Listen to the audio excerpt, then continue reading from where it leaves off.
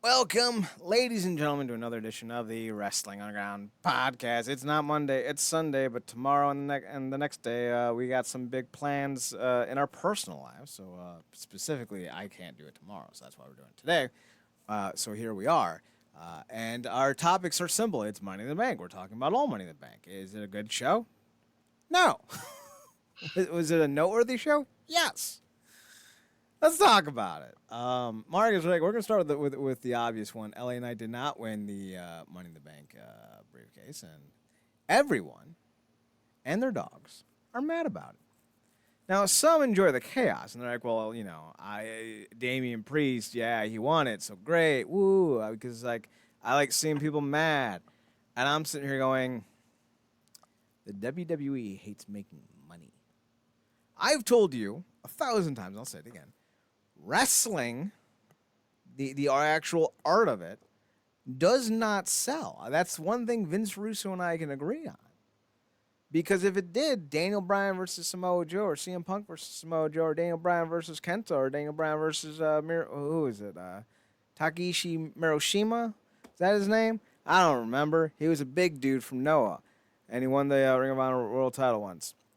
Like, those would have done 50,000, 60,000 seats. They did 500 because no one cared. Great wrestling, love watching it, solid storytelling. Doesn't draw. Characters draw. Personalities draw. There isn't a person with a better personality and character right now than LA Knight. There isn't. He will bring you dollar bills. When Shane's theme said "Here comes the money," it was about LA Knight.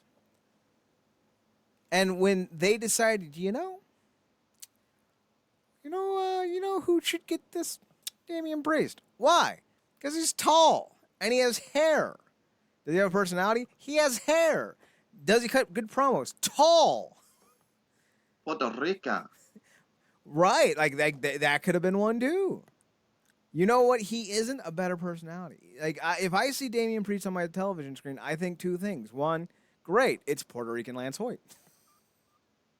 And two, where's the clicker? Because I'm 36 and I still call the remote the clicker. Everybody salsas. No, Marcus, I know you're a Damien Priest guy. So let me ask you. Are you at all excited for a Damien Priest Money in the Bank run or a potential title run with Damien Priest? Or should I preface it by saying more excited, because I know you're also an LA Knight fan. Are you more excited for Damien Priest run over a potential LA Knight run? Which one would you have rather have seen? I mean, I'm on the majority side with the LA Knight thing. I'm only intrigued by the Damian Priest thing because of how it interacts with the Finn Balor and Seth Rollins thing, which we're going to get to that match because that match actually got ruined from the onset by something that somebody pointed out that I was listening to. And I was like, Jesus, how did I not think about that? But yeah, look, Priest is a great guy, good talent, all that good stuff. But essentially, LA Knight is literally the hottest guy in the company right now. He's had an organic build. You normally don't see this type of reaction get re-emanated for somebody, or naturally emanate for somebody who came off a dead gimmick with the Max Dupree thing. But that speaks to that guy's it factor. And I think some of the fans' take on it, your take on it, and ultimately my take on it, I think we can just all unanimously say that for that particular decision, even though Priest is a probably was the next guy to be picked, but I think in everybody's mind he was the first. I think the decision as a whole can be summed up by the man himself. Dummy, yeah. That's what I would Yeah. say if I was. I don't know if you're setting me up for something. I No, don't I know. was just, I caught that clip on YouTube. I'm like, this is perfect. Well, yeah, that's and I don't know. Maybe there's some, maybe they're trying to wait for him to catch more steam because he hasn't had an exorbitant amount of time getting back to this version of himself. But I'm like, this is what another one of those instances where, like we brought it up off the show before we did the show, how hot Zayn was coming to that match with Roman, and then there was that hot fire night with Zelina in Puerto Rico. But I think that specifically had to do with that moment and that time where they were. Zayn to me had a far more organic reaction because that's something that's been building since he joined the bloodline. But I think something like uh, what happening with Knight is similar to that fashion. I just don't know if they're gonna wait potentially for a Rumble or something later down the line or what. But this was a unique opportunity to do something. I think that briefcase would have fit his personality and his actions naturally because he just comes out and interrupts people anyway. Not wrong. Now, the problem that I see with any of this is always back to the WWE issues at hand. If Damien Priest, LA Knight, I keep wanting to call him Eli Drake, Sean Ricker, whatever you want to call him, the issue becomes, can they actually get his momentum to carry over to WrestleMania? Because that's an issue for them. Like Sami Zayn, for all the love affair he's gotten, has been backpacked, so to speak. He's been put on someone's shoulder, thrown in a closet, and forgotten over summer vacation. From where he was in January and February to where he is now is dramatically less impressive, and he doesn't have the same mystique or aura about him that he had when he was feuding with the Bloodline. Because now he's kind of just an also-ran in a tag team division that doesn't get any proper love and respect. They had a minor appearance at Money in the Bank, and like it sounded like nobody really cared. Now, granted, London was all sorts of weird, but that's depressing. And I'm thinking to myself, if I'm LA Knight, I've never been hotter, never been more embraced by a fandom, at least a fandom of this size. He's a former Impact World Champion. The guy knows what he's doing, and you're as over as you can be. Do you really think you're going to get to January as over as you were and continue that upward momentum? I don't, because I don't trust the booking. Vince McMahon is terrible at this, and it's not a new conundrum. And that's something that I think people often overlook. Vince McMahon is historically a bad booker. He didn't know how to book Hogan. He got lucky with fans only seeing Hogan on television once every 2 or 3 weeks, because of the way they did television at the time. But by the time Raw started, he became almost indignantly the guy who just ran his stars into the ground to the point where they lose all mystique, they lose all their aura. They got lucky because Stone Cold Steve Austin rose at a time when society was going a bit more extreme. So he's lucked more into stars than anything. And he's booked against himself more than anything. He's gotten lucky, sure. But I don't know how. It's like with Donald Trump. Like, how many times can you declare bankruptcy before people start admitting you're not a good businessman? How many times can Vince fuck up his promotion and kneecap it to the point where we go, Vince is not a good booker. He's a good promoter. He knows how to market guys. Absolutely knows how to market guys. But he doesn't know how to make them. Fans get behind guys, get them over, and then they run with them. But he's no longer doing that, and he hasn't been doing that since the mid-2000s after Cena and Batista. Now he's going after the guys he likes. And apparently he doesn't like Eli Drake or LA Knight, whatever we're calling him. Yeah, he's also got that weird kid on Christmas thing where it's like, oh my gosh, the new Transformers figures, and 2 days later, oh my where's God, the new new G.I. Joe Transformers figures. Exactly. To be clear, that was never me. Whenever I got something new, I would just incorporate it. Like if I got X-Men figures and DC figures, multiverse. We would just build from there. Yeah, exactly. Like I did it first. Like screw these comic book movies. I did it first. But yeah, it's weird and it's crazy. Like the weird stuff he wants to stick around for. The stuff that's working, the tag teams that's working, that's being built, he wants them to turn on each other immediately and go their separate ways and flunk in some type of fashion. Or he's, like I said, the weird stuff like, I know the wrestler just passed RP, the draws. Mm-hmm.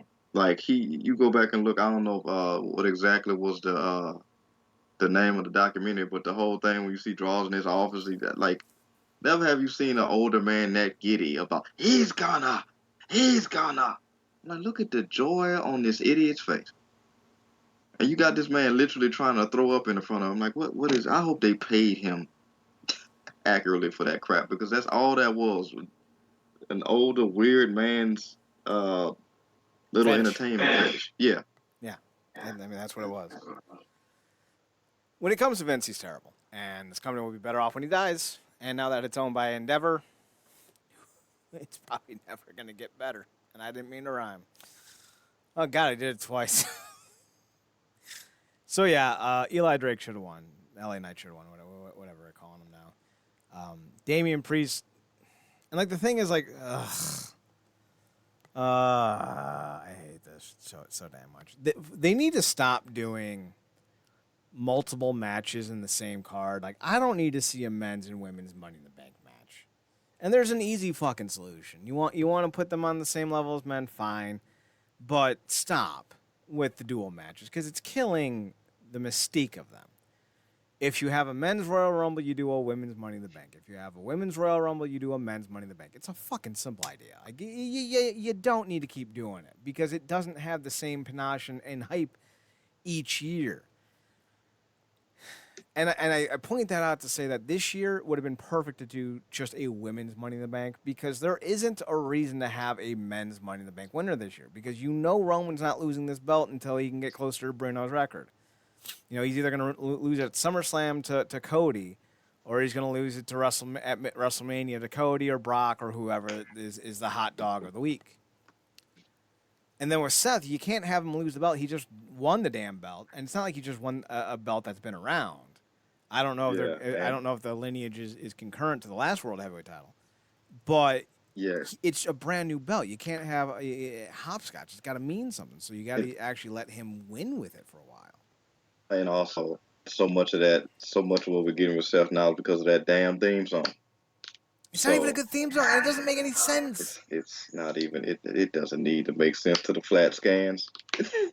It's our new Fandango music.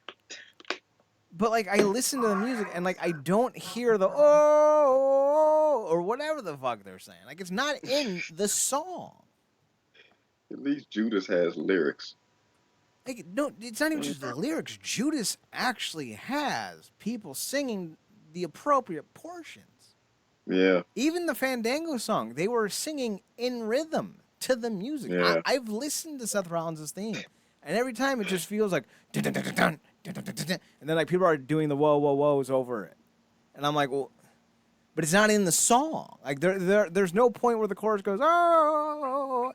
Because then it makes sense. It does make sense. I think they just pumped in this over the speakers. And I think they continue to pump this in over the speakers until people started doing it more or less organically. It doesn't make any sense. It's like if they did the Goldberg chant, like, Gold, Berg. How is that natural? It doesn't make any sense. Yeah, it's funny because going back when them OG days of Kurt Angle, they added a lyric to his song with the "You Suck." Yeah, but it was in time with the music. Yes, in rhythm, in time. It feels more organic with the Cody. When Cody came out last night, they sung his whole theme song. With the Seth Rollins thing, he just waves his hand and just looked like everybody's out there moaning in unison. The thing was, I watched the crowd. And so many of them weren't even saying anything, and it was still so loud. I gotta think they're pumping that into the crowd, right? Am I just out of my head thinking that? I mean, to be fair, it's an egregious offense, but a habitual one for them. How many other things have they piped in? A lot. You know, they've done some egregious stuff with the entrances. The Orton Sperm Mania entrance. We've heard them pipe in noises specifically in years for those tape smackdowns and all that stuff. They've even taped in boos and cheers for people. Mm-hmm. And I think they've done that with LA Knight when he was clearly getting cheered, and they piped in boos. Yeah, they're weird like that. But again, so much of what we're seeing with Rollins right now is because of that theme. And it played such an egregious and really offensive part into his match that really ended up making the whole thing null and void. But we'll go get to it. God. So much. I hate it so much, Marcus. All right, let's talk about the show. Was it good? No. Was the crowd cool? Sure. I like the crowd. Crowd was neat. But Yeah, I that love doesn't a mean the UK show was crowd. good. Yeah. All right, so there was no pre-show for whatever reason. The opener was, of course, the Money in the Bank winner, a title match or whatever the fuck we're calling it. It was bad. I know a lot of people are like, ooh, big spot, ooh, big spot, ooh, big spot equals good. I know that, but there's no story here. And they set it up just to put LA Knight over in the eyes of the crowd, only to have the crowd hate the decision. And like the thing is if you're doing it to tell a story, tell the story. If you're doing it because you want to piss people off, that's bad business. And they did this specifically to piss people off because everybody wanted LA Knight to win. Damien Priest doesn't need the Money in the Bank title to weasel his way into title shots against Seth Rollins during this Finn Balor Seth Rollins feud. Like, you could have done this any number of ways. Mm. It's like this felt more intentionally to piss fans off than it was to crown someone who could actually be a Money in the Bank winner. So that's dumb. The Ricochet Logan Paul spot was stupid. You know that was arguably probably a Ricochet spot that he planned, and he fucked it up, and then he nearly killed Logan Paul because Logan wasn't set when he grabbed him and did the flux capacitor through the Yeah, cables. it was He nearly the killed him because Spanish. like he landed like head first on his head. They both almost was out of here because if he didn't get that, he rotated just in time, hit that table, and that could have been. It's weird that we, uh, bringing up, RP like I said earlier about draws because it only takes one awkward landing, man. It could be a wrap, and that was a really bad landing that I don't think anybody was not worried about. Thankfully, they both seemed to be okay, but that was stupid. But again, and sadly enough, this is the plot of Ricochet, and you can kind of attach this to the Money in the Bank lore in this company. They always have to have a Shelton Benjamin, a Kofi, uh, a la your Kalistos, guys like that, and Ricochet is this generation's version of that. He's not there to win at all. Obviously they got him some wins leading up to the match to pump the fans up, but he was never. He was there for spots like that, and it's just unfortunate because that could have gotten him and Paul both killed. And I think the thing that bothers me the most with that is Ricochet is not someone that you would address as unsafe, but that was as unsafe as it got. Yeah, Logan Paul is made for WWE. I know that pisses people off. But that dude knows how to work. He's charismatic. I don't. If he was to go full time, I think he could be a great world champion. I really do. He's athletic as a son of a bitch. And that's the thing that pains me. Like, him and his brother are douchebags, but they're athletes. As big of douchebags as they are genuine athletes. yep, Which it pisses me off. But like, if you were to go full time, yeah, have Logan Paul be world champion. I'd be fine with that because he'd generate heat and bring people into the show and youthify the audience, youngify the audience. But like, outside of that, like, he served no purpose in this match. Like, he's a special attraction guy, and he should be yeah, used in special attraction matches where he's not going to be limited by things like ladders and spots and six other men.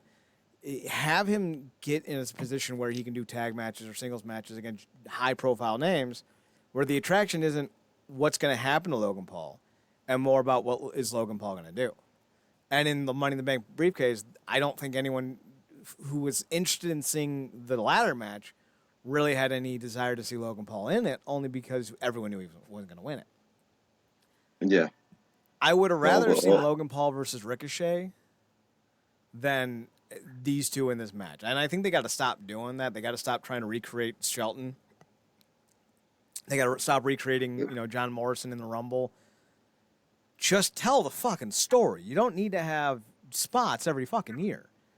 it's become the Hell in a Cell problem. The Hell in a Cell has been around for so long, it no longer has any meaning. These spots have been around for so long, they don't have any meaning. Have some breaks between the fucking years. It's not a hard concept, Marcus. I guess I'm speaking up my ass. No, you're not. But we like I always say, more is more, not less with them. But to your point, if they did do a one-on-one, do you think that a singles match between the two of them, do you think it'll be an actual good bout, or do you think it'll have as many spots as a multi-man ladder match? That's a good Because question. the whole thing is based off of that Rumble double springboard collision that they had. I think it comes down to how you promote it and build it. Do you remember the Matt Hardy MVP feud? Yeah, with the challenges and all that. If you do something similar, like almost like a Mm. game of horse, where Ricochet's like, I'm gonna win tonight with a 450 splash, and then Paul has to win his next match with a 450 splash, and then he goes, I'm gonna win with a reverse inverted like a shooting star press leg drop, and like you started doing that throughout the course of a year, and you build up to them finally meeting in a one-on-one. It doesn't matter if it'd be a great story or if it would be just a spot fest, because the build up would allow it to just be a spot fest. But if you don't build it up and it just, hey, here's two guys doing spots, it's like, all right, cool, we got two spot monkeys. What next? How else can you kill yourself for our entertainment? It's the idea of Mick Foley going through the top of the cell. You can only do that so many times before you go, why? Like, I don't ever want to see someone else go through a Hell in a Cell roof, only they've added 10 feet to the damn thing, so that's one potential reason. But two, I understand that it's very brutal. Like the thing that Ricochet's doing to his body, like doing all these stunts and whatnot, twice or three times or four times a week, he's going to be done soon. I don't think people realize that. He's going to hit 40 and be done. And I know, like, we're as wrestling fans, a lot of us are also sports fans, and the idea of being done at 40 isn't shocking. It's normal. But in pro wrestling, you can go well into your 50s, if not 60s. And Ricochet's not going to be able to do that. So.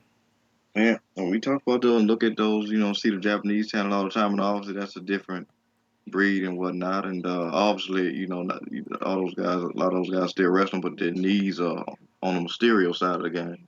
But they're also in their 50s and 60s, and they're also not doing the big time splashes, and like splashes themselves, but like the splashy moves that you see in American wrestling. Like Liger wrestled well into his 50s, and the biggest thing he ever did every match was he did a top rope splash, and he was a headliner. He was a junior heavyweight headliner well into his 50s. Ricochet's not going to get that. Speaking of things that you're not going to get, apparently, I didn't even realize this. Ronda Rousey and Shayna Baszler already lost the belts. Yeah, man. Shayna went full heel out of nowhere on her in the middle of the match. Apparently, she dislikes her as much as the fans do. Randomly. Admittedly, I fell asleep during this match. I don't blame you. The Majin cosplay wasn't enough. Oh God, that's right. She did come out with that.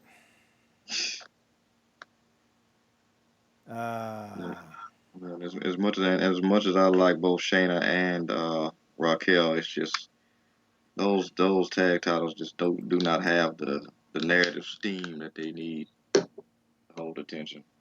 Can we also just point this out? Like, I like Raquel. I like her a lot. But can we also just point out that, like, as well and beautiful as she is, as great of a physique she has, she doesn't have the back muscles to impress people enough to do that spot where she flexes. It's like, okay, but where are they? And listen, better back than I. I won't sit here and even argue that point. But mine are my calves. And like anyone who's ever seen my calves, like, goddamn, them some calves. So like I'll flex, but like her back like pose is like, what am I looking at? She said, "What are you doing?" What am I looking at? Like honestly, like there are times, and like listen, I got a 4K Ultra Wait, HD wait, TV. wait a minute. Wait a minute. I gotta interject here because this is the perfect thing. For you, she's the glow in the dark guy from Sky High when she flexes. Rubs hand together. Oh. Psych! What am I looking at? Can you turn off the lights? Now listen, I want to be very clear. I'm a big Raquel Rodriguez fan. I think she's like what, 6', 6'2"? Yeah, She's one of those talents that you could easily put her in the main event with the women and genuinely be a force of nature and like someone who like if you just like shorten up her repertoire, give her like a not Vader-esque moves, but like moves that are powerful and impactful, and you give her 4 or 5 moves like Kevin Nash. Maybe that's the one-to-one. You give her a sidewalk slam, a power bomb. You throw a running big boot in there, and then like a bunch of forearm smashes and a big old clothesline. And drop the clothesline, do the running big boot. That's a better idea for her. I think you can have a genuine star in the making. She's beautiful. She has a great physique, even if I am, joking a bit about the pose. She does have a great physique. She's in tremendous shape. I don't know if she's a great in-ring worker, but then again, I think we're done with the work rate era, at least for as far as like what fans want. Fans want personalities. They want uniqueness.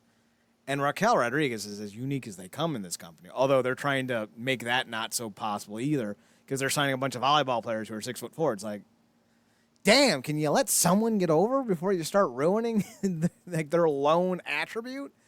Because like Big Show when he debuted, like he couldn't talk, he couldn't wrestle. What was his thing? He was big. That was it. Big guy. Could he wrestle? Fuck no.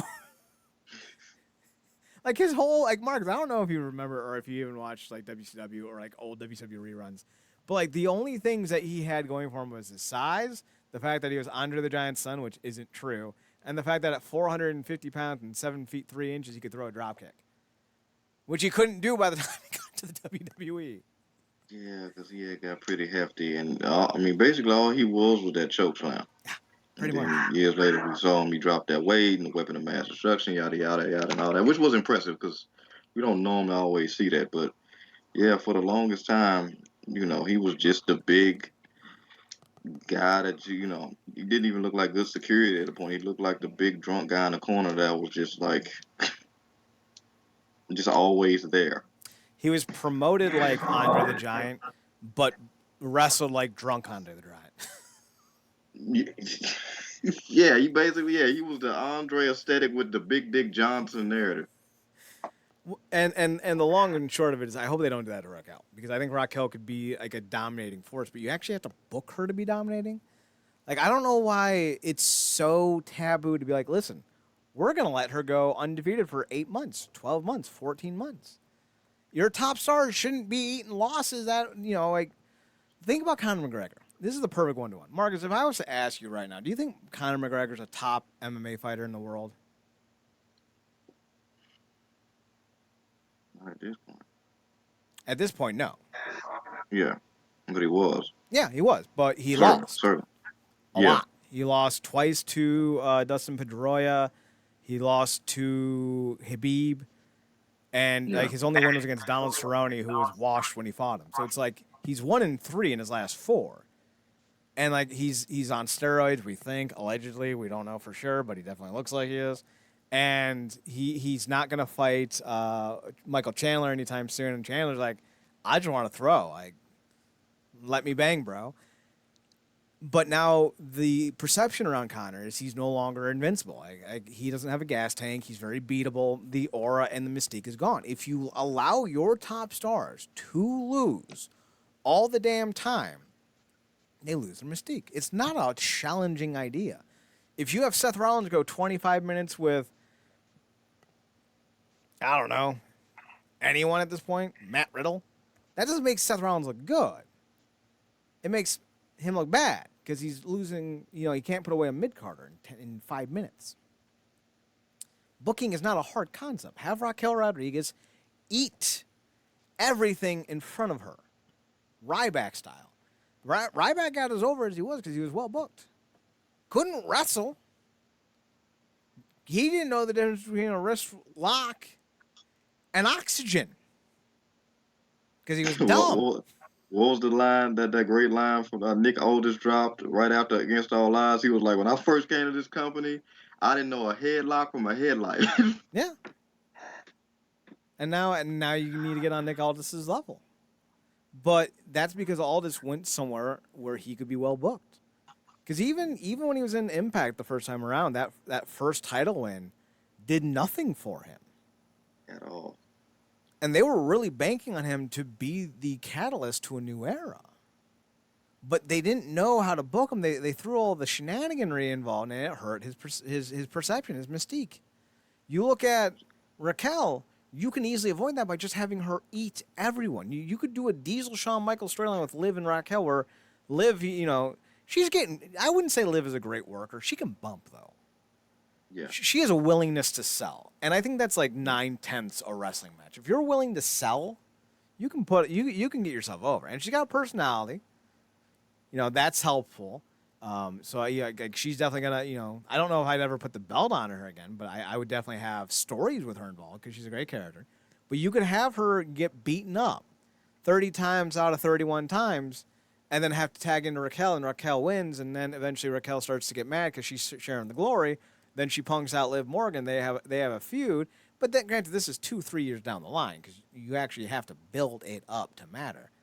They didn't just go from Iron Man, I am Iron Man, to now Thanos is here, snap, Iron Man's dead in 2 movies. They built it up over, what, a decade? Yeah. At least. Yeah. So it mattered. Yeah, and It mattered when Robert Downey offed himself in that movie. And if you're going to do anything with Raquel and Liv as a tag team, you got to give them time. And then if you want to do a split where Raquel turns on Liv, because that's the obvious narrative, and you could even book it where like Liv is, because they're both pretty. They're both beautiful. They're both attractive women. But you could, build it where Liv is the quote-unquote cute one, and Raquel starts to become more aggravated that she's not seen in the same affectionate light. Liv, the underdog. Liv gets beaten up so much, but Raquel's doing all the work, and so she gets, all uptight about it. And she's like, well, if it wasn't for me, we wouldn't be winning. And you have like a year run with the belts where they win matches in 6 or 7 minutes, but for 5 or 6 of those minutes, it's just Liv getting her teeth kicked out of her head until Raquel comes in and dominates opponents. And then she realizes, I'm better than you. I can be a world champion.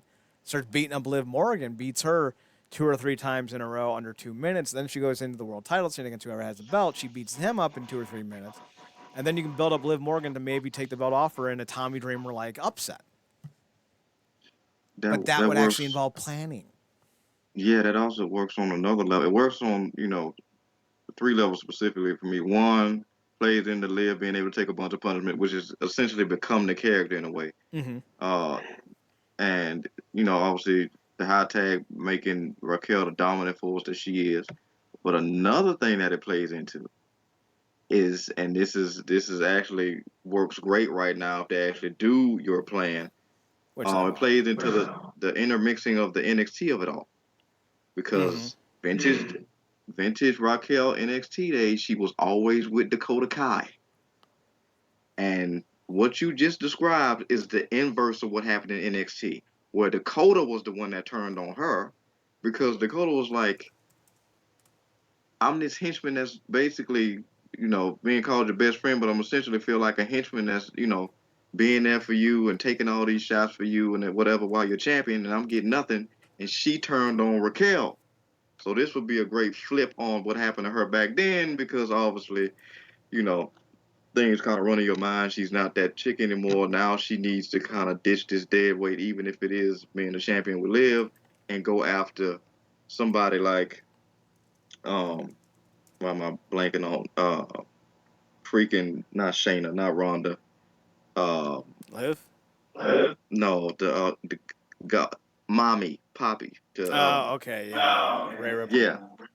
Yeah, thank you. Rhea Ripley, who she had a backstage interaction with, who is of similar, if not the same size as her, and can go dominance for dominance, because that was the whole thing with Rhea and Charlotte.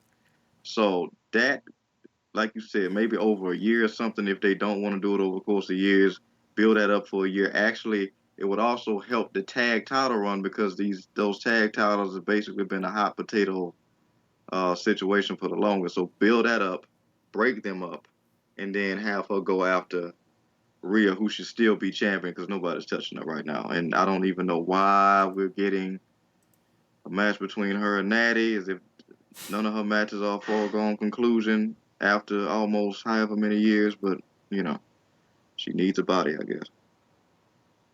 And that's the thing that I have an issue with when we talk about booking. Why is Natty getting a title shot? She's not going to win. Makes no fucking sense. Stupid. I did not know But Dakota Chad, Kai was she's a already whore. 30. Yeah. I didn't know Dakota Kai was already 35. That came out of Well, nowhere. well, she does not look it.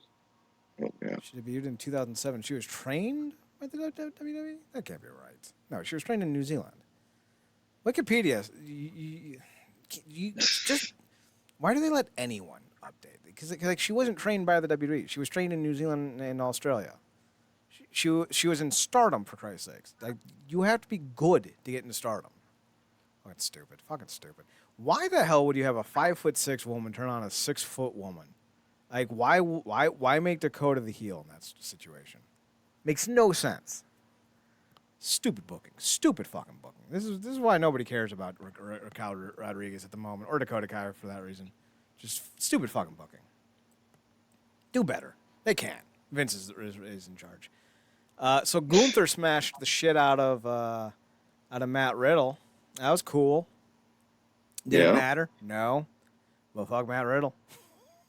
We are a full-on fuck Matt Riddle train over here.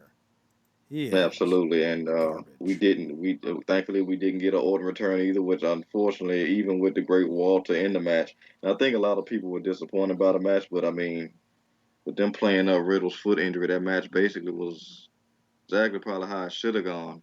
Um, if you're gonna play that into the match, because obviously on another gear they could have like a damn near Sheamus type Gunther esque type match, but that wasn't the story of the match. And Orton didn't come out, which might be the only saving grace that kid has at this point because it's not like Orton needs him. But yeah, I'm of the mindset that it's time for Orton to retire. mm, Just walk away. He's never been someone that I thought was worth the TV time he got. I don't think, outside of like his run in, what was it, 2009 and his Legend Killer run, like he hasn't really done anything. Like, has his feuds with Cena been good? No. Has he kept the same mystique that Cena has? No. How many great matches has he had? 1? Maybe 2? And they're all from like 2004. So like, yeah, I'm good if Orton never returns because that dude is a mid-carder that had all the right friends. That is the best way I could describe Randy Orton as a wrestler. But let's talk about another guy who, for some reason, keeps getting main events or headlining matches, and I don't know why. Cody Rhodes. Cody Rhodes is super over. I don't know why.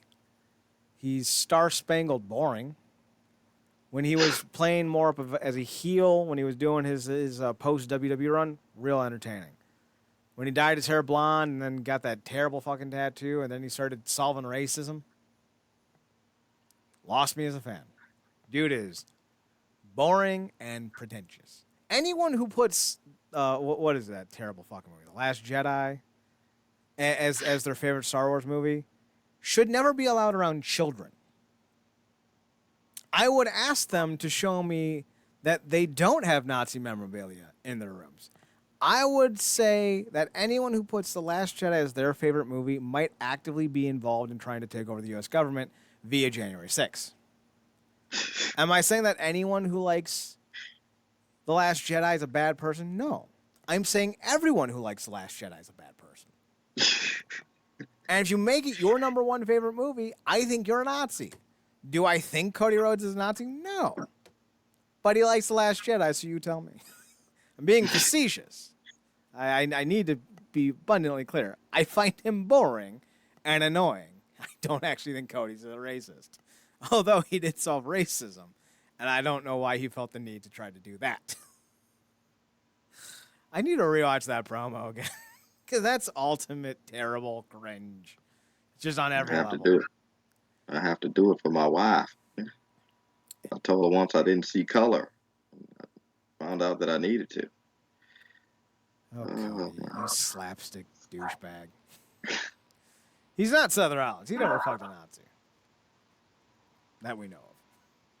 Maybe Brandy's got some low key explaining to do. I but mean, if Tila Tequila can be a fan of Nazism, I oh might my be. God, oh God, that A shot of stain on tequila. the ass.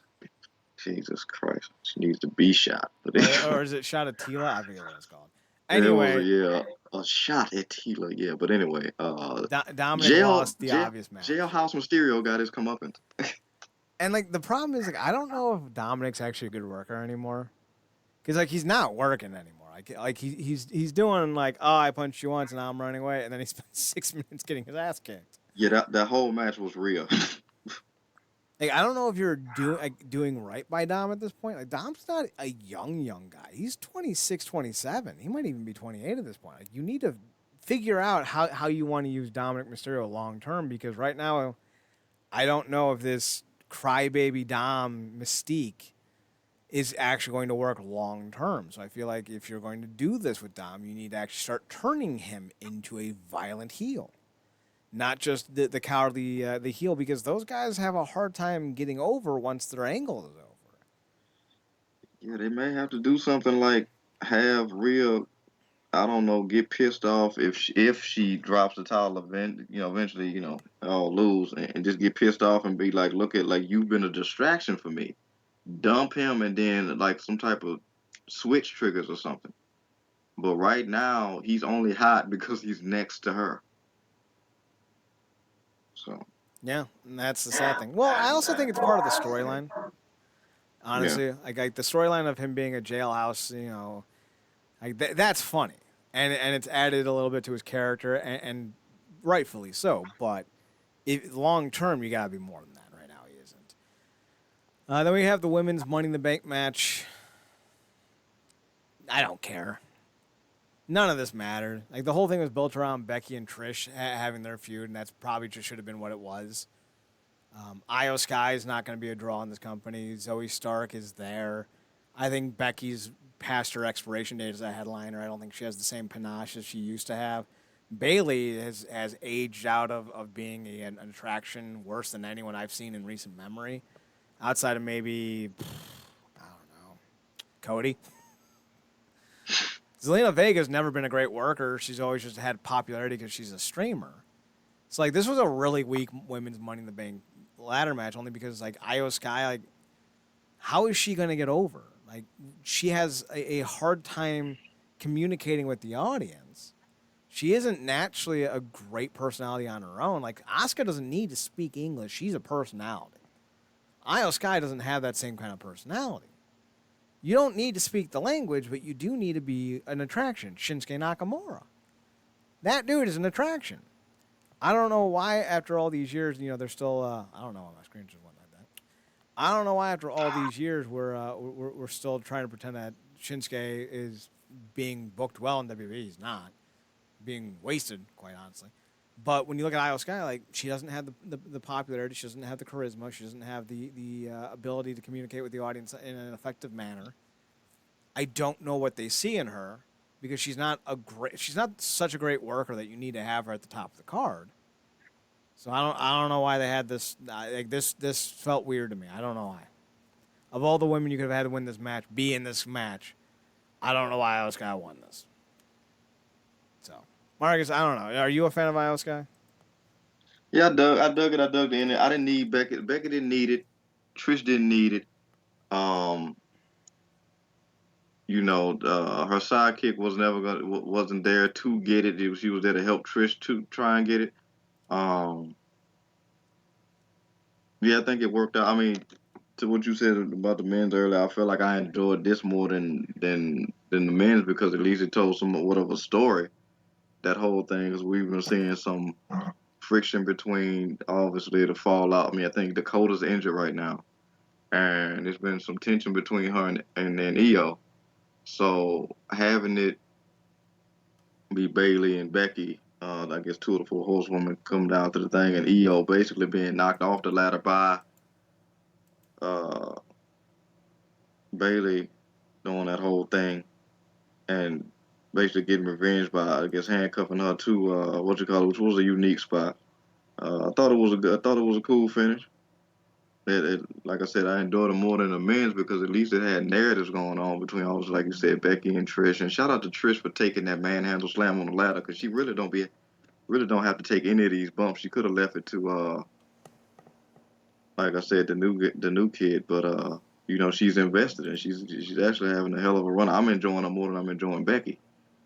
Um, I mean, but I probably enjoy most people than Becky right now. So, yeah, I thought it was fine. I thought it was fine. At least they went with a more believable win here than I think in the men's because, like you said, it was just something like that and staring you so hard in the face, even Stevie Wonder could see. You know. I think that's the damage control aspect is interesting, but only because it's at least a storyline, and this is a company that doesn't do a lot with women's storylines. I don't necessarily agree with the idea that Becky and Trish didn't need it because if you're going to do Becky versus Trish eventually because I think the buildup is for SummerSlam. I don't think Trish is sticking around after SummerSlam. But if you were doing longer, you have Trish win the Money in the Bank because she's never won it before. It'd be a nice feather in the cap. Have her win whatever belt, and then you have Becky take her on at WrestleMania in the main event, or in Night One's main event, or Night Two's main event. I fucking hate that there's two nights of WrestleMania. So that would have been the way to go for me. Io Sky is fine. I like her. She's a good hand. If I was running a wrestling company, I would love to have her with me. But she's not, I think, a headliner. I don't think if you're, and this is how it should be looked at, because the exclusivity of winning a world title needs to be there. If you're not big enough to headline a show on your name alone, you should not be winning Royal Rumbles. You should not be winning Money in the Banks. This isn't exclusive Io Sky. I don't think Damien Priest is good enough.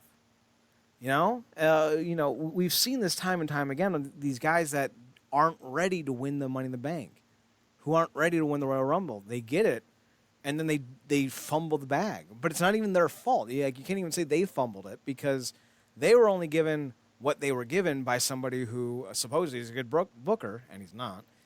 So then you see these individuals fall away. Like, look at Damien Sandow. He wasn't ready when he won his. Everyone knew it, so they jobbed him out. Otis sure shit wasn't ready when he won his. He didn't even get a chance to cash it in. He had to give it to The Miz. Austin Theory. They have ruined the concept of the Money in the Bank, which is supposed to be the guy takes the next step. Io Sky is, at best, a lower mid-carder. And this is, again, no shot at her talent, no shot at Zoe Stark, or not Zoe Stark. What's the other one? Oh, Bailey. No, not Bailey. It's Bailey. Becky, No, Trish. it's Bailey and Io Sky and Damage Control, and who else? Dakota Kai. Yeah, Dakota Kai. Yeah. All three of them, I don't think are headliners. I don't think Bailey's a headliner. I wouldn't. If you put Bailey versus Dana Brooke in the main event of WrestleMania, am I going to tune in to see Bailey wrestle? No. Not even a little. So when you start booking Io Sky, Bailey, and Dakota Kai to be involved in a huge storyline, it's like, why? You've nerfed them as a group by undercutting women's tag team wrestling, and I don't give a shit. If you're not going to put those belts on the same level as every other major title, then why would I care? And this is not a shot at the women. We just said earlier in the show that Kevin Owens and Sami Zayn's entire run with the Bloodline has been nerfed because they've been poorly booked as tag team champions following the Bloodline feud. Why? Because they don't like tag team wrestling in the WWE. So I don't even know why they have tag team wrestling in the WWE. It makes no sense. If you're not going to put those belts on high standards, use them to build up stars, then what the fuck are you doing? Look at Impact. Ace Austin and Chris Bay have done more for their legacies as future world champions of this company as tag team champions than they have at any other point as X Division champions. Not because the X Division belt's not respected or appreciated, but because they've been given opportunities to go over guys. Like, they just beat the Motor City Machine Guns in Australia. They're the X Division and world champions. And they went over. That's going to do wonders for them when they eventually go and headline. Yeah, it's not a new precedent because No. they beat them to win the titles. But So when you look at Dakota yeah, Kai, Io Sky, and Bailey, the reason why I don't like Io Sky winning this is because she's a lower mid carder. She has no real personality to herself. You know, she's so, I don't want to say new because she's been wrestling for a decade. But as far yeah. as a character, she's new. Like, there's nothing about Io Sky that you go, oh, Io Sky, she's who? She doesn't have an undefeated streak. She's not Asuka. She's not the daughter of someone famous. She's not a rebel like Becky Lynch. You know, she's not a legend like Trish Stratus or Lita. Even when Bailey was at her apex, she had something because she was everyone's favorite wrestler because she was the hugger, which sounds more like a creepy criminal in a monster movie. But she had something. Marcus, you watch this product more than I do. What is Io Sky? Like, what is her personality? What is her gimmick other than third member of Damage Control? No, to your point, I That was a think for genuine me, question. I wasn't trying to be hyperbolic. That was a genuine question. no, absolutely. I think when because obviously everybody got their phase and we never trying to absolutely put people in the ground when we talk about viewing them as mid cards and whatnot. But when you mention Bailey, when you mention Io and obviously Dakota, they got good work rates. I don't think that's debatable, but it's only something I can truly appreciate when they're going up against people that I like more, like a Bianca or somebody of that ilk, because the personality just stand out more, like you said. And I don't want to come off super disrespectful for Io, but she is a less interesting Oscar, and it's ironic that she turns up a lot for the audience when she's going up against Oscar, but that's in a shouting match of a language the audience can't even understand. So it is a bit perplexing. I guess the Trish thing would have been interesting, but I'm trying to see because it's a lot of elements at play. I don't even know, and this goes to your long-standing point with just the overall thing about Money in the Bank because we still don't know. A lot of times we don't know if both winners of Money in the Bank are both going to successfully cash in, or they're going to have one cash in successfully and the other one not cash in, or do like what they did with Otis and a couple other people, where it's like, oh, they're gonna lose it in a match or something like that, or gonna have it stolen or some BS like that. Because with the Trish and Becky thing, I think, and I would imagine I'm not wrong, that we're essentially waiting for a leader to pop back up in some form or fashion, because that's how this whole thing kicked off. I would imagine.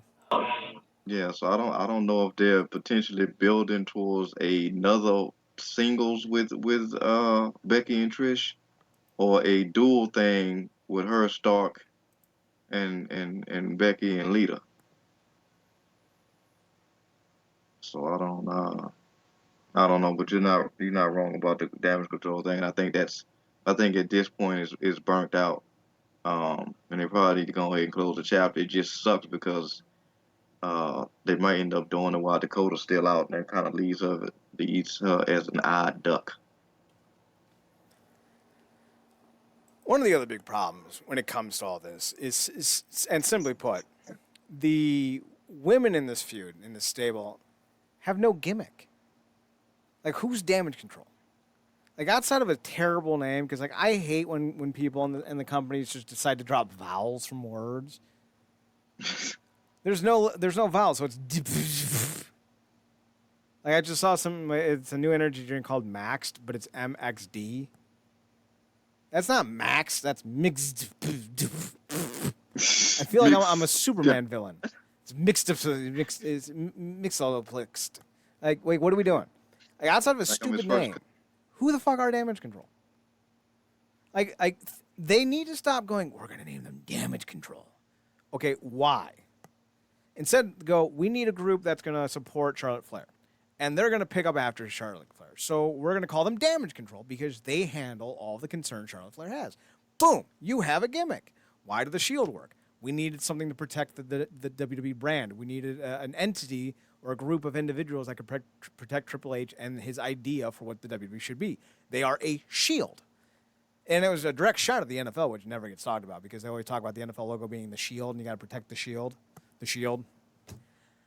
And it worked. You got 3 world champions, 3 headliners, 2 genuine headliners, and then Seth Rollins. So it's one of those things where you know what works, you know why it works. Why are we fucking around? I don't know. I hope Io Sky proves me wrong. She's talented, very talented. I just don't think she has the gimmick or personality needed to be a headliner. Prove me wrong. I hope she does. Who is the other? Like, Rhea Ripley's one champion. Is Asuka still the other champion? I don't even know who the champions are anymore. Yeah. Asuka's What is the other she? champion. She's on SmackDown, right? Or is she on Raw? She's on SmackDown. She's on SmackDown currently in a feud with now I guess Charlotte and Bianca because she cheated to take it off Bianca, and then all of a sudden Charlotte came back and just with her "I am the line" attitude, just kind of bogarted her way into a title shot because that's basically her narrative at this point. And Bianca was like, "Hold the hell up, no, that's not how this finna go." So this is basically about to turn into a triple threat. That sounds awful.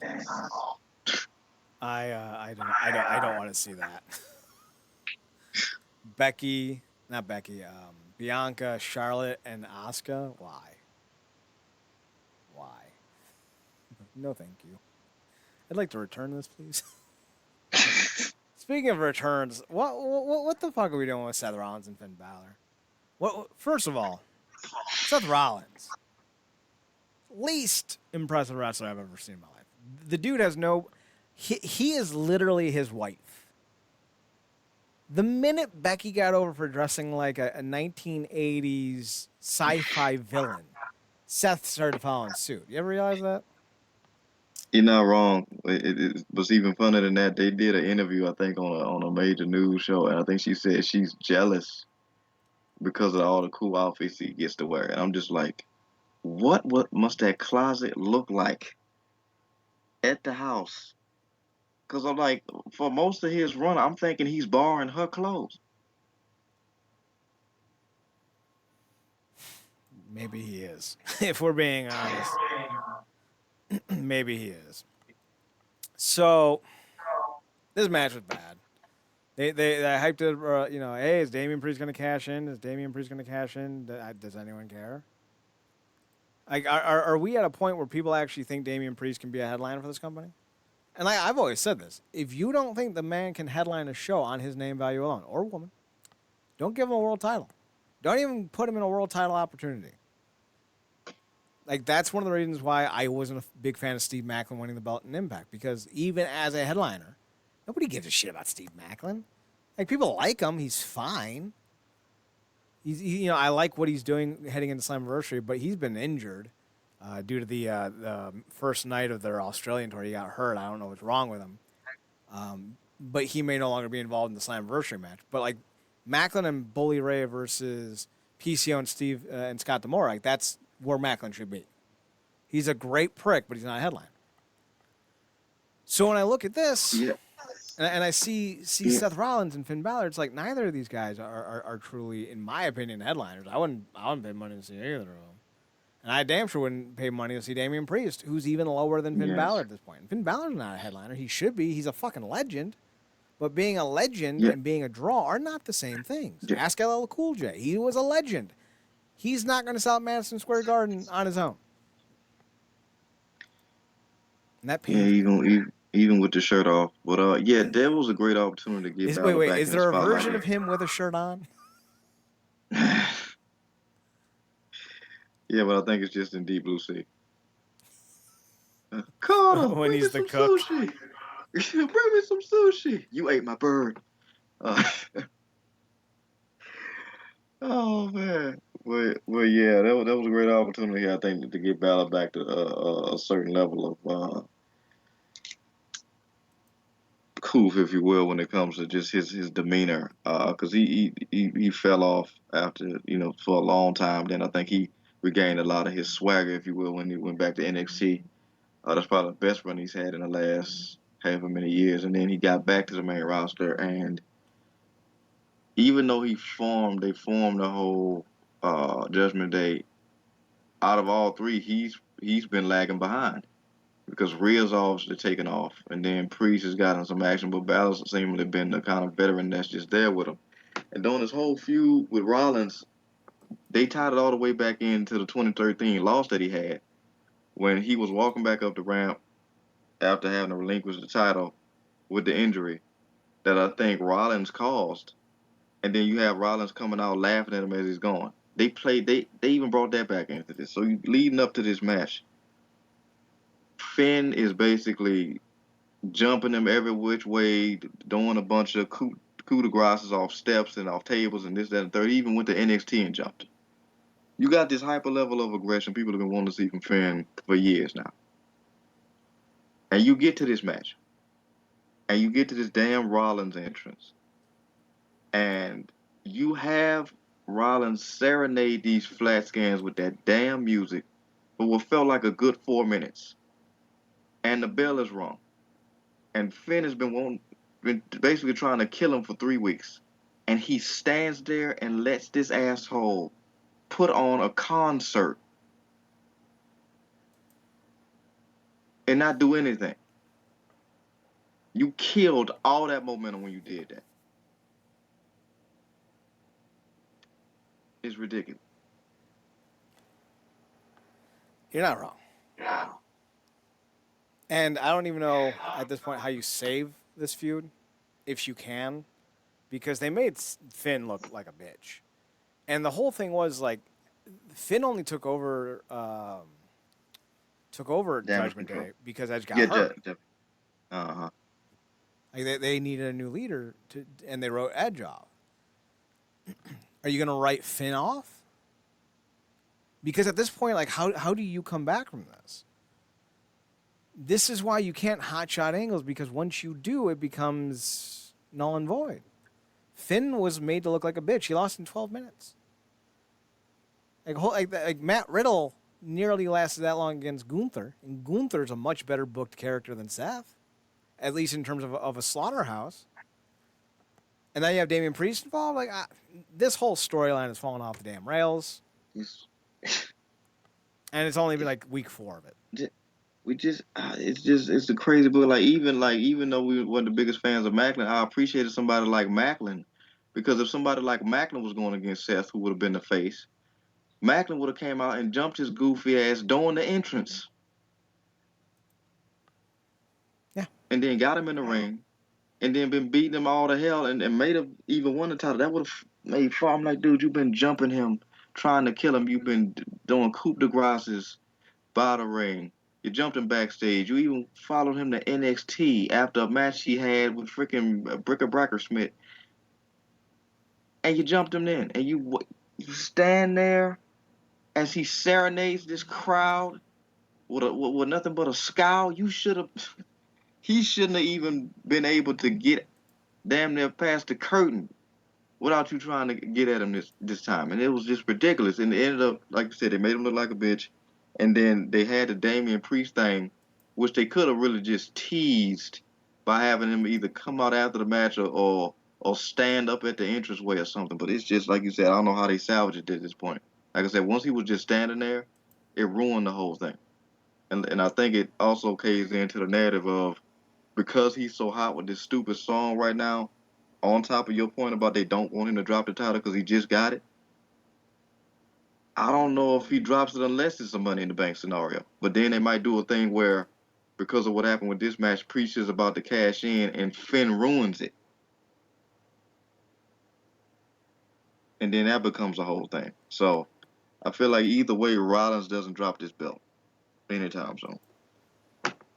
And I agree with that. I absolutely agree with that. I don't think he's going to be. I don't think he's going to be losing this belt anytime soon. Maybe SummerSlam, but only against the right guy, and neither Damien Priest or Finn Balor is that right guy. But I think Survivor Series at the earliest, and more than likely Royal Rumble or WrestleMania at the latest. And that's another thing. Like if you're only going to do title changes at big shows, why even have the minor shows? Just pointing that one out. Main event time. The Usos versus the Bloodline. I will say this. This whole show, in my opinion, was not worth watching. The main event for the most part, was not worth watching until like the last 6 minutes. Like, it was like 27 minutes of the Usos getting their faces kicked in. And then, like, the last 6 minutes, that's when everything happened. And I know everyone's like, well, you need to build up to it. I agree with that. I do. You don't need 27 minutes to build up to the last 6, though. Like, and that's the thing. Like, the human body can only take so much punishment. Even in the fictionalized world of pro wrestling, like, you can tell this story in half the time and not make me suffer through most of this match. And it's not like these are bad workers. Like, Solo Sikoa is not good. He's fine. He's an average worker. But, like, he's a gimmick at this point. He's the heavy. But you don't need to, make people wait for 20-plus minutes to make it interesting. And I think that's the problem that this company has is they think being boring for 20-odd minutes and then being exciting for the last 6 is good booking. And it's not. You can have an exciting match all the way through.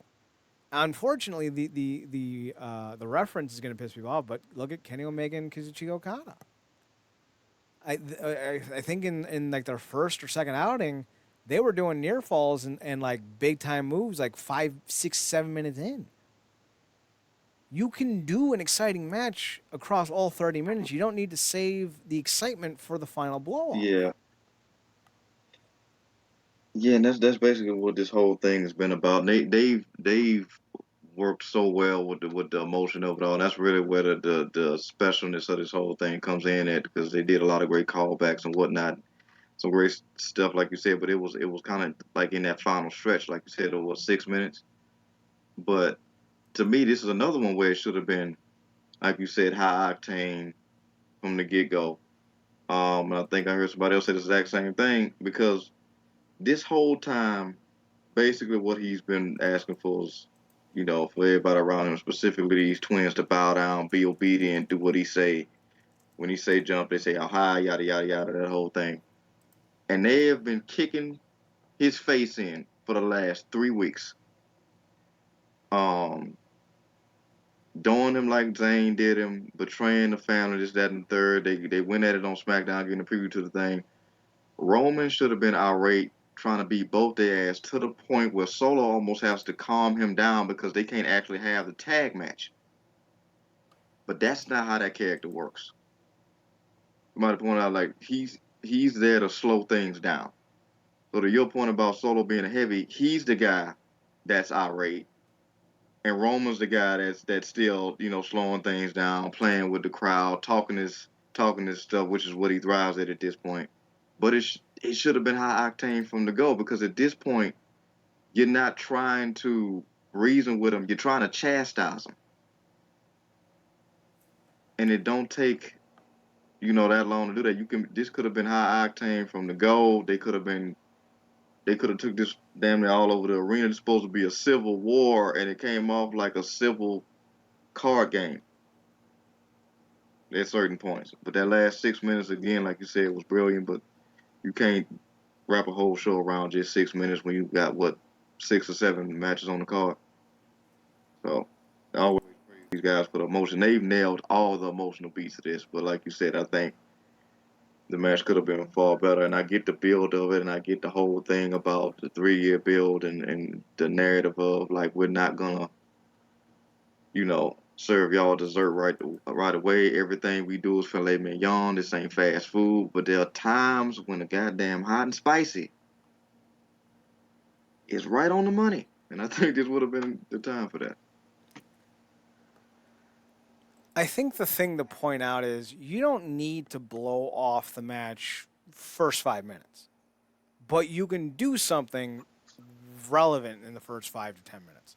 Having them do that like stare down where like Chad Patton or Engel or whatever they're calling him these days, he was a former Impact wrestler referee. Like having him like, come on guys, come on, and he's like 4 foot nothing in that shot because he's like bent over and hunched over. Why they did that for like 3 minutes is beyond me. It slowed down the pace of everything. That match should have started with Solo and Roman coming out last, and then the Usos just diving onto them and starting a brawl that went around the arena before the bell even rang. That way, the match is only like 10 or 12 minutes, but you have 10 minutes of them brawling before they even get in the ring. because like you can't do this in a regular tag match. Once the match starts, but it was called the Civil War, the Bloodline Civil War, and it was a wrestling match. Like the impetus and the focus should have been so much more impressive, and it wasn't. It's it's so weird because one of the worst Mania matches, and a lot of it had to do because of the match that it followed. It's probably one of the best matches, arguably one of the greatest matches of all time. Certainly at Mania, that first Taking Shawn match. That type booking made sense with the Triple H Orton feud when he was basically kicking the whole McMahon family to hell. Because by the time they got to that match, Triple H could not get disqualified because he would have lost the title. So even though he wanted to kill him, he literally had to be cerebral. That wasn't the case for this. Like for that or the Balor situation, I don't know why they do that kind of stuff. But like you said, it's supposed to be a civil war. Like we're getting wars in AEW when it don't really call for it, and here we're getting these like slightly more aggressive volleyball games or something. Yeah, that's the thing. When you look at the fact that like they've been bad at promoting their matches lately too. Like going back to what was it, WrestleMania 21 with the greatest match ever. Like that was an actual gimmick. The greatest match ever. And it hadn't even happened yet. Like it's one thing to skirt the issue after the fact, calling Roman Reigns the greatest world champion of all time. He's 3 years into a reign. I feel like even if you have, complaints or if you want to doubt it, it's still impressive. Like maybe top 5, maybe top 10, but certainly in the conversation. Yeah. You can't say, hey, that Bronson Steiner, greatest WWE champion ever. He hasn't even won it yet. Doesn't matter. Greatest WWE champion ever. Do you mean he's the greatest NXT champion ever under the WWE brand? No. I mean he's the greatest WWE World Heavyweight Champion that has ever been. That belt doesn't even exist anymore. I know, but he's still the greatest of that championship, even though he's never won it. That's what it feels like sometimes with these damn fucking promotions. The Civil War. I don't know if you're watching what's happening in France. That's the Civil War. Skyscrapers are burning down. People are dying. If you're going to use the term Civil War, it better fucking feel like a Civil War. Now, you don't want anyone to actually die, but a a 2-team tag team match in the main event of the show with rules feels like a tag team match with rules, not a Civil War. But I do want to say the last 6 minutes were great. They really were. I liked the ending. Yeah, I liked the fact that like the story was the Usos can't beat Roman one-on-one, but together they can beat anyone. I love that. That was great.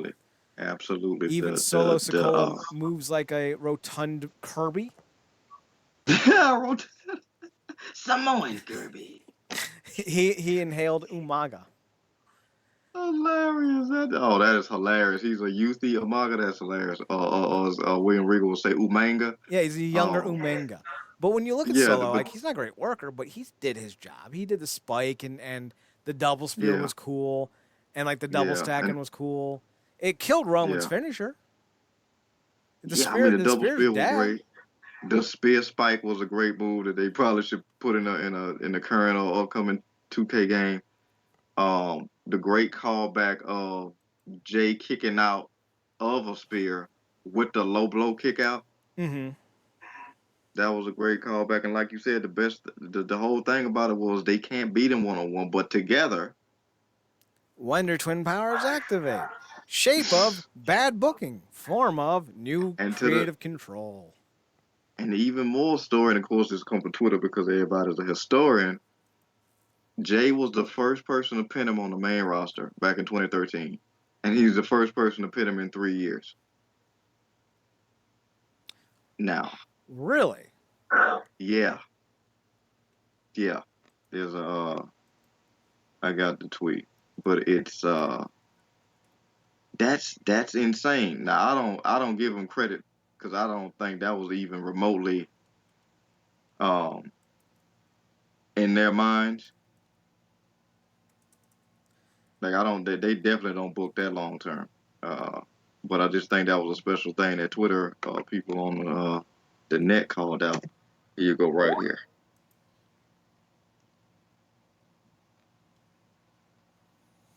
When was their first loss?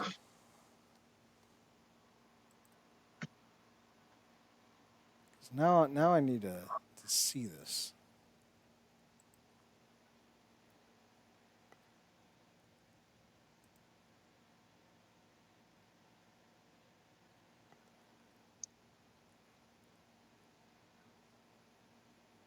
Hmm.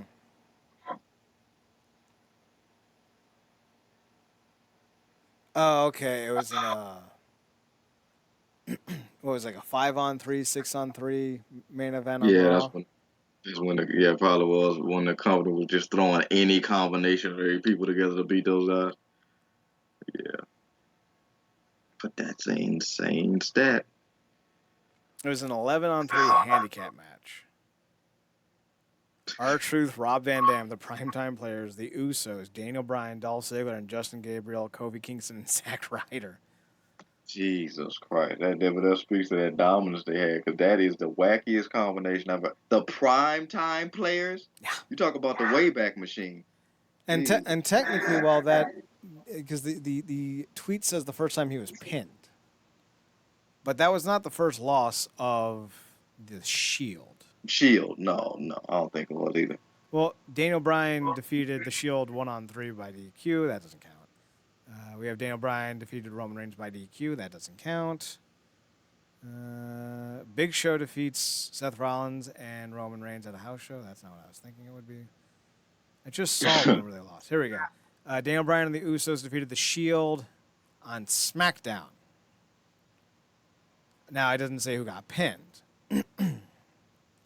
But apparently the Shield lost that night, and they only had 3 people. So I don't get how this 11-on-3 thing worked. If that's true, and again, like I'd have to see who got pinned in these That, matches. That's impressive.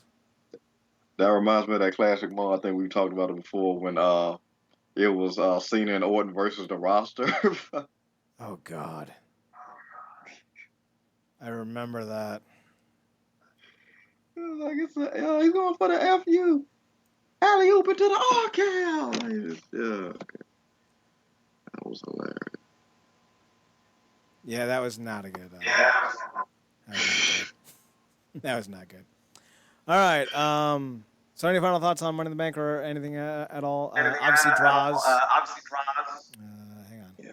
Obviously, Draws passed away, and that's no bueno for anyone. I think he was in his 50s, 53 or 54. I think they said. So.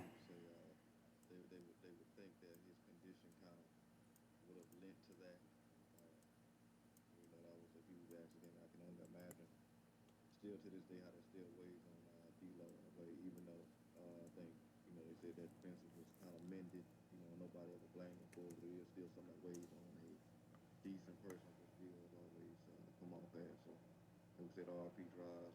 One thing I like to say about Money in the Bank, going back for a second, is I did appreciate it being on a Saturday that early. I think more, I always appreciate Impact on Friday, and I appreciated that on a Saturday, and I think the echoes some talking points that I was reading and listening to that they probably should just kind of cut out Sunday pay-per-views. I agree. Because it's kind of like that's not the day, and we talk about it all the time. For as much wrestling as we consume, we do need a break. And now that you have it every day on the week, including for show things Saturday, because AEW has to get their stuff in. Saving those things for like a Friday or double up on Saturday for WWE's deal. Even AEW, I think that'll be the best way to go. Yeah, I can see that. All right. Well, that'll do it for us. I don't have anything else to add.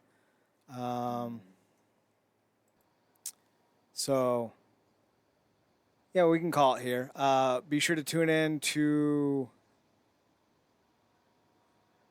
I'm blanking on everything. Be sure because I'm looking up the first time Roman got pinned to see if that was actually Raw. Tune into the website realnerdcorp.com, REALNERDCRP.com. We're on Twitter at NERDCRP. Marcus, you're on Twitter at ParadoxKid, PARADOXKID.